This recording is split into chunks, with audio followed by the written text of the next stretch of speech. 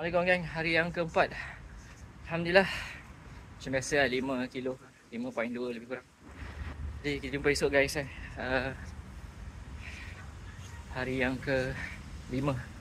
So hari ni hari yang ke-4. Lalu sini.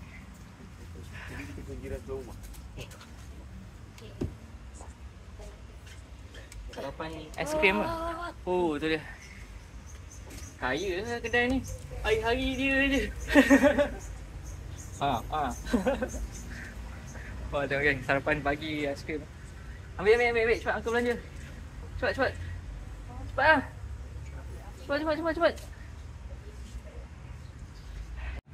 Alright. So, jumpa esok. So, budak-budak dapat aiskrim. Alright geng, so sempat kita belanja budak-budak ni makan aiskrim. Pagi buta dah makan aiskrim. Apalah. Okay geng, jumpa esok hari yang ke-5. Assalamualaikum.